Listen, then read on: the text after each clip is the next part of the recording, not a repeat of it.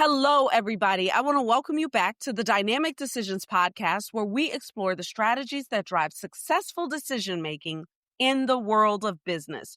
Why?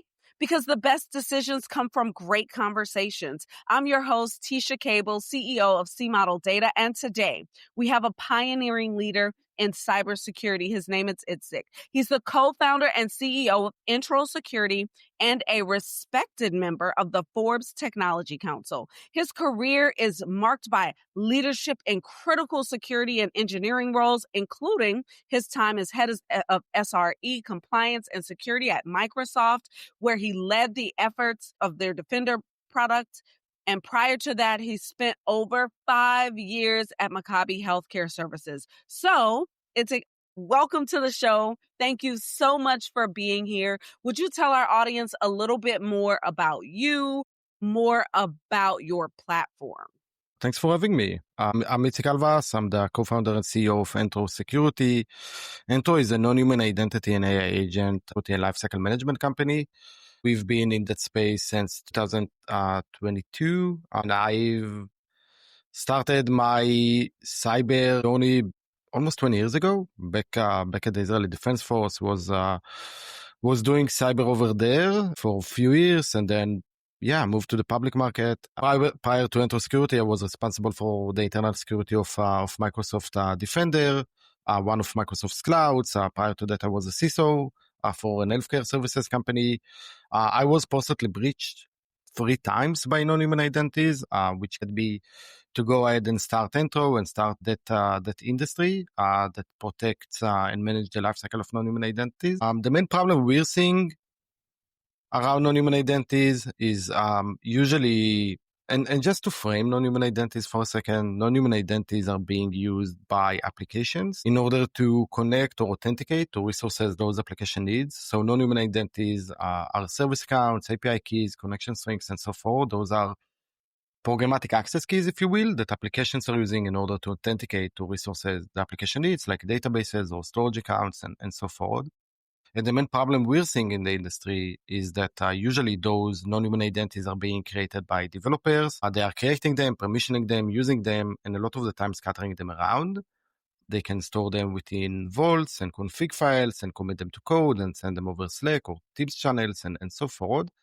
And the main problem we're seeing is that security teams are not really in the loop, and therefore they don't know how many of those non-human identities they have in the organization. And also, if you ever seen a non-human identity, it's a long read on my strings, which means that even if a security practitioner will find one, it doesn't really know anything about that. It's a long read on my string. It don't know which application is using it to access what resource, what's the permission over there, who's the human owner, and so forth.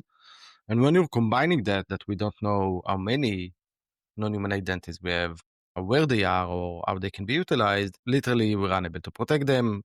And that's the biggest issue we're seeing in the industry today.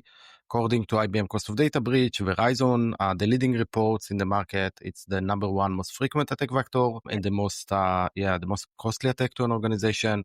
So it's a huge problem, and I'm happy to keep leading that space. This is fantastic. Hey, so Entro's platform combines inventory secrets management and NH IDR, essentially creating a visibility where there was darkness, then securing what you discover. But in environments where tens of thousands of service accounts, API keys, and tokens are scattered across all these different repos, you've got CI/CD pipelines and cloud environments achieving these comprehensive inventory which means that potentially you could surface hundreds of critical vulnerabilities overnight. How do you navigate the tension between the need for immediate, complete visibility versus the operational reality that discovering 500 exposed secrets at once could paralyze a security team?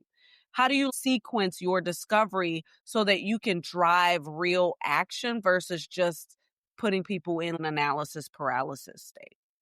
Yeah, that's a very good question. So first of all, we supply all of the needed visibility because it's better to be aware, even if you don't have the resources to go ahead and remediate that, than being in the darkness, right? So we supply the needed visibility. We're finding all of the non-human identities. exposed or not exposed. We're finding all of them. We're enriching them. We're creating. So first of all, we're going to give you an inventory so you will be able to know how many you have and where they are. And then because again, those are long randomized strings, we're enriching them. We're creating a lineage map of which application is using what non-human identity to access what resource and other vital data around that. And then once we have the inventory and have the classification, now we can do static risk analysis. Now we can understand misconfiguration, gaps, how many of them have excessive privileges they don't need and use, how many of them are exposed in the wild, and how many are not rotated, and so forth. And then we're doing abnormal behaviors, which is the NH IDR, non-human identity and AI agent detection and response. I'll give you an example. Let's say that someone from North Korea is using your non-human identities to access your environment, and you're not doing business with North Korea, I assume. It's an abnormal behavior. That's something you should be aware of and prevent and so forth. Then we have some remediation, automated remediation tasks that we can perform on your behalf. So yes, you are correct. When we're onboarding to an environment, usually we're finding millions of non-human identities, and we're finding now thousands of AI agents. And then we're classifying them, enriching them, and we're finding so many risks and misconfiguration over there and abnormal behaviors and so forth. And it's like a Christmas tree that lights up. Yeah, I know we're few months ahead of Christmas, but every time that we're onboarding, you're seeing so many alerts. Definitely with the automated remediation, that's the way to go forward because it's unlikely that a team can handle thousands of risks. Of course, we have, severity mechanisms where we're deeming stuff as critical and explaining exactly why. And of course, those are very low number compared to the overall risks that are in the organization. So those can be treated first and should be treated first. But also we have automated remediations. So that makes a lot of sense. This is some of the power of AI too, because the next step could be, right? So maybe you don't solve it all now, but the next step might be the agents that do the actual work and fixes. So you're creating a new category essentially. So non-human identity security. This means that you have to educate the market while you're selling to it. And trust me, as a decision intelligence company, I know how difficult and hard that is. So traditional security vendors, they can point to compliance frameworks, industry standards. You're helping organizations to understand a threat that many have not even named in their minds just yet. So when you're deciding between investing resources in building advanced capabilities for these sophisticated early adopters versus creating educational content that might expand market awareness, how do you balance deepening your product for believers against evangelizing to the unconvinced? Yeah, that's a very good question. I think now it's easier for us. When we started, we were alone. We were the only company who was doing that, and yeah, that was an uphill battle for sure. Because of that market education that needed to happen, like everybody understood the problem. Everybody that we spoke with and told him, hey, you have developers and DevOps and SREs that are creating a whole bunch of non-human identities. You have probably hundreds of thousands of those in a smaller organization. Do you know how many? And most of them didn't. Do you know what they can do? And most of them didn't. Do you know if someone outside of the organization is using them? And nobody knew. So I think the problem area was clear to people, but I agree that because it didn't existed before, our solution was the first one in the market, and no one had budget assigned to it, and no one had projects and man-hour assigned to it, and so forth. So we needed to go ahead and educate the market, but that was back in 2022 and some of 23. Now, and as mentioned earlier, because it's the number one most frequent attack vector and the number one most costly attack vector, now people have projects around that. Now people have assigned manpower and hours to treat that problem. So it's definitely became easier now, but getting to that point wasn't easy. And yeah, we've done both. We invested a lot in our development, so we can actually build something that helps organization that can manage the lifecycle of non-human identities. And we've assigned a lot of marketing power too, so we can educate the market so they can understand what's going on. And they have a huge problem that they need to handle. When I was a CISO or when I was responsible for the security at Microsoft, the way that I used to prioritize stuff is by looking at those at those reports, like the IBM cost of data breach, which is probably the leading report in the market. And back then I used to see phishing as the number one. And I was like, okay, do we have anything for phishing? We do? Fine. What's next? MFA. Do we have something for MFA? We don't? Okay, that's my next project. And I feel like I'm seeing a lot of organizations are doing the same now. So again, it's easier, but it was definitely an uphill battle. So on that note, kind of thinking a little bit about your experience over this time, I want to look at an example of a challenge that one might need to solve. So you had all this high compliance environment experience at Microsoft. And of course, we know healthcare is also another place where you've Right. got high compliance. But the failures have massive consequences in these environments. So non-human identities present a unique challenge. A compromised API key can cause just as much damage as compromised admin account, but it might not trip up the traditional detection system that's built around human behavior. So when That's you're correct. Yeah. architecting Intro's detection and response capabilities, how do you actually make a differentiation between the legit automation patterns and malicious access that might be using valid credentials? Are there any leading indicators that you found so far that would reveal something like an API key has been compromised before the breach becomes obvious to everybody else? That's a smart question for sure. So the way we're doing that is after the inventory, when we're classifying all of the non-human identities, we're also gathering and tracking all of their activities. So we're seeing how they are behaving, and then we're viewing it over time, all of their activities, how they're being used, what they are doing, and so forth.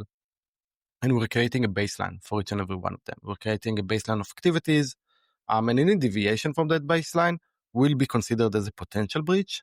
And then we're gonna run our detection rules over that, and then we can decide if it's actually a breach or not. So if a new workload is using a non-human identity out of the blue, maybe it's okay, maybe it's not, but it is a deviation, and therefore we're gonna run our engines against it, and determine if it is actually a breach or not. So the reason why I'm bringing it, these are all examples, right? You've made very specific decisions to handle these things in these very specific ways. So here's a little message for our audience. I want you, audience, to think about your organization's security posture. Do you have clear inventory and full control over your service accounts, your API keys, and other non-human identities? Share your experiences on social media with us using Dynamic Decisions Podcast. Okay, you're building a company at the intersection of category creation. We talked about that. It's just like an important decision making piece right there. And it has all this technical depth. Right. So it requires both security researchers who understand all the emerging threats and salespeople who can actually articulate risks that executives haven't prioritized yet. So these skill sets often can clash. Researchers, what they want? They want to explore every edge case before they can declare something production ready, while go-to-market teams need clear messaging and they really want shipped products real fast, right? So how do you create a culture where deep security expertise informs but does not paralyze your go-to-market velocity? And I'm really thinking about this particularly when it comes to the consequences of being wrong in security are they're very severe. But the consequences of being too slow mean that competitors might define the category instead of you. So how do you handle that balance? Yeah, that's a good question.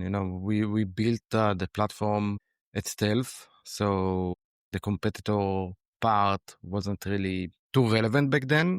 And when we GA'd our first product, then it was built enough to a point it's sellable and it's giving vast value to customers. But I definitely agree. There's always the pool of, hey, let's build something for completeness and then let's ship it fast and iterate fast and get, feedback from the market and so forth. I think the best way to go about it is just being honest. When you're talking with your customers, when you're talking with leads and prospects and so forth, say what you're able to do, say what you're gonna do in the future, and say what's in beta. And you can release it in beta, but it's gonna have, its own small issues because it's currently being tested. And if the value is strong enough for them, then they may want to join that beta and give us feedback, and we can learn from that feedback. Any feedback is a gift, so we can learn from it, we can improve, and we can build the right stuff for them. But if, and we're seeing so many companies doing that. And when I was on the other side, when I used to purchase product, security product, a lot of other companies told me, yeah, it's already released and so forth. And Yeah. it wasn't, or at least not in a maturity phase of that product. I think as long as you're honest, you can release stuff before they are fully GA, but just say so. Say, hey, it's being built. We have it at 60% right now.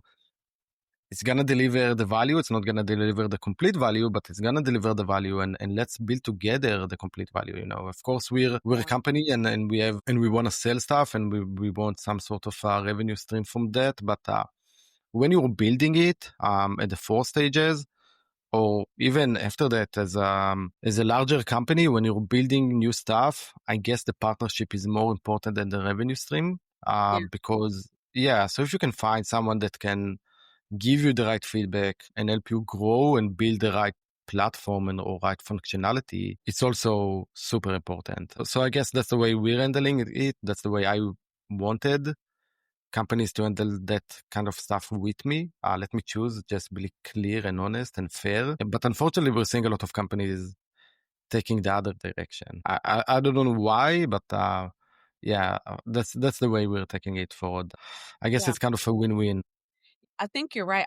Number one, value is the most important thing. So when you can partner in order to prove that out first as an earlier stage company, I think that that's super important. Let me dig a little bit into this value place. So when you're translating Intro's capabilities to a startup CISO with a 3-person security team versus an enterprise leader who might be managing 50 plus tools, the conversations, they are going to be dramatically different, right? So Of how do you course. make sure, like, what kind of decisions are you making? How do you make sure that your platform is going to deliver that value across this spectrum where the startup needs immediate actionable improvements, but the enterprise needs seamless integration with existing security orchestration? Are there any particular insights from your previous experience or from what you've been doing around building for these more heterogeneous environments?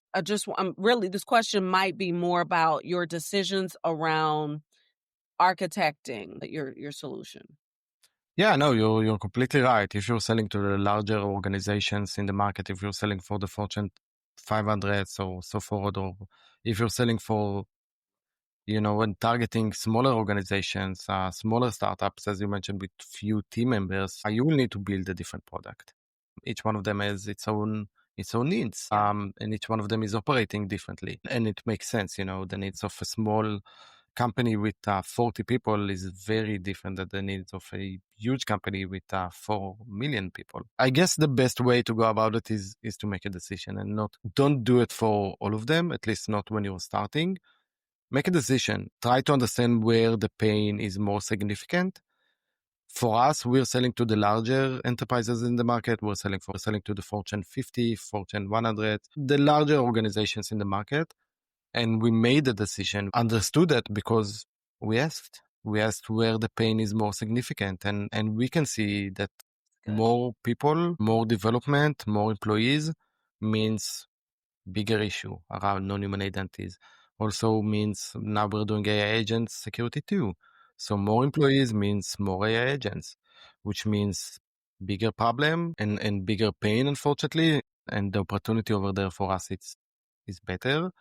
And therefore we're building and shaping and designing our product for scale, for the functionality that the large organizations will need. Yeah. So yeah, you need to decide what's your ICP, ideal customer profile, and part of it is to understand the organization. You can increase your ICP as you go, but I wouldn't recommend someone that's just starting to increase it. Now we're at a point where we're increasing our ICP. For sure, we've increased it before and we're increasing it now. But when you're starting a company or just building a new capability, definitely make sure you have your ICP as narrow as you can and building the right solution for the right portion of that market. And as you go, you can go ahead and increase it. But I wouldn't try to tackle the entire market together at day one. Yeah, totally makes sense. Okay, here's my favorite part of Yeah. podcast. It's called a decision-making persona assessment. And so I'm going to explore your decision-making style through this assessment. I'm going to ask you 4 questions that represent different approaches. After each one, you're going to tell me how much it resonates with your actual process. And you'll have a scale of 0 to 100%. Do you have a pen? No, but I'll Oh, remember. okay, you'll remember. Okay. But here's the thing that's important. You only get 100% total across all 4. So you got to keep Okay. track. Okay. Okay. And so, and I give them one at a time. So after each one, you have to give your percentage. I can't Okay. give them all up front. That take away all the fun that I like to have. All Okay. right. So here's the first one. You ready? Yeah. Okay, it's called the feeler. It's a values driven leader. So, this persona prioritizes core mission and considers the human impact of security decisions. So, when considering a strategic partnership or major product direction at Intro, I ask myself, beyond the business opportunity, how does this strengthen trust in the digital infrastructure that people depend on without even realizing it? Non human entities power everything from healthcare systems to financial transactions. When they're compromised, real people face real consequences. If we pursue capabilities that generate impressive detection metrics, but create so many false positives that security teams become desensitized, we're not truly making organizations more secure. We're just creating noise. So, when a potential partnership could accelerate our growth, but might mean compromising on the depth of security we provide, how do I balance the pressure to scale quickly against the responsibility that comes with being the category leader in a domain where failures can cascade across entire organizations? Okay, it's like, how much does approaching decisions through that responsibility to protect lens resonate with you? Very much. Again, being in their shoes before that, being a CISO myself, being a practitioner myself, experienced breaches, very much so, very much so. It's super important to me to not only invest on the technology side and have the best product out there, but also invest on the partnership side and being the best partner to our customers. It's critical for me. So, what's your percentage? I don't know the rest of them, but it's gonna I be. know. I know. Okay, so I don't want to take too much. I would choose 100%, but I'm not allowed. So I'll do over 50. I'm gonna do 55 for that because it's so important for me. Okay, 55%. You're keeping track. You only get 100%, okay? So you I got to know. I keep know. I okay. already used a lot of it. All right, that's great. This totally makes sense. Here's your next one. You ready? Yeah. It's called the planner. It's a strategic visionary. So this persona focuses on long-term implications and future proofing, thinking several moves ahead across multiple scenarios. So when making strategic decisions about Intro's technology roadmap, I'm positioning for 3 divergent futures. In one scenario, AI and automation proliferate so dramatically that non-human identities outnumber humans 100 to 1, making comprehensive identity security the foundation of all cloud operations, essentially becoming as fundamental as firewalls are today. In another, major breaches tied to compromised service accounts create regulatory requirements around non human identity management, similar to how GDPR transformed data privacy, turning our category from competitive advantage to compliance mandate. In a third, quantum computing and post quantum cryptography force complete reimagining of how secrets are created, stored, and rotated. Each future requires different technical capabilities. The first rewards scale and automation. The second demands compliance first architecture. The third requires fundamental cryptographic innovation. How do I build Intro's platform so we're positioned to lead regardless of which scenario unfolds without spreading so thin that we're unprepared for any of them? Yeah, it's a good question. Okay, so of course we have our own vision in the company that we're building, and we believe that that's how the future will unfold, and because of that, those will be the security requirements or the lifecycle management requirements of those identities. So of course we're building stuff for the future. We're building and designing stuff for 1 year ahead, 3 years ahead of time, 5 years ahead of time, and so forth.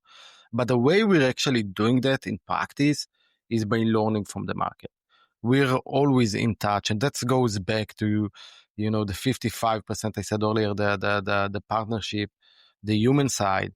We're always talking to the industry. We're always talking to the industry and we're always asking, what's your next project? What's your second next project? What's your 20th Yeah. project in the future? What do you think you're going to do? What's your manager think is going to do? Not now, maybe in 5 years. And we're learning from that. And then we're coming back and saying, hey, we spoke with 200 organizations similar to yours. That's what we learned. 60-70% saying they're going to do that. And that's why we're going to build something that's going to secure that and going to manage that and so forth. What do you think about it? And we'll keep on learning from the market and adjusting and refining. And that's the way we're actually doing that in practice. We are investing a lot into that too. So I guess, I will need to go over 100%, but I'm not allowed. I'll take, I don't have a lot. I already used 55. So I'll take 20, because we are investing a lot into that, but I don't have a lot to use. So I'm going to use like, almost 50% of what I got. All right. You ready? You got two more. I What do you know, have? and I don't really have a lot of percentages more. But you got two more questions. Here you go. This one is called I know. the Come counter. again? The counter. Okay. Challenger of assumptions. So this persona questions industry orthodoxies and finds opportunities in contrarian thinking. So when evaluating the security landscape, I ask, what fundamental assumptions about identity security might be dangerously wrong? The industry has built an entire infrastructure around the idea that securing human identities is the hard problem. MFA, behavioral analytics, privileged access management. But what if that's completely backwards for modern cloud environments? What if the real attack surface isn't the humans who follow processes, but the service accounts and API keys that exist in thousands of locations with inconsistent security practices? Traditional IAM vendors are now trying to bolt on non-human identity features to platforms designed for humans, assuming the same frameworks apply. When I'm deciding whether to emphasize our purpose-built approach versus demonstrating compatibility with existing security stacks, how do I leverage the opportunity that comes from being unconstrained by the legacy assumptions? Is there advantage precisely because established vendors can't easily retool their human-centric platforms? Or are we rationalizing the challenges of category creation into a strategic philosophy? How much does that contrarian perspective influence how you operate? Yeah, very much so as well. Incumbents out there are unable to, so human identity companies literally unable to go ahead and repurpose their solution for non-human identities. They are built so differently. Human identities and non-human identities are so different.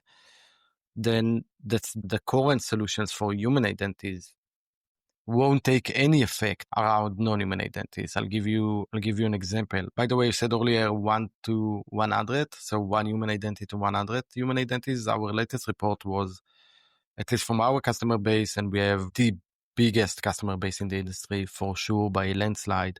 So at least from our customer base, we're seeing that for every human identity, there are 144 non-human identities. The scale is unbelievable to extent. And also, everything about your human identities, right? You're hiring more people. You're creating more human identities, but you know everything about them. You know where they live. You know their position in the company. You know even their SSNs. You know everything about them. For non-human identities, you don't know anything. You don't know if they were created, and if so, by whom, permissions, what they are being used for. You don't know anything.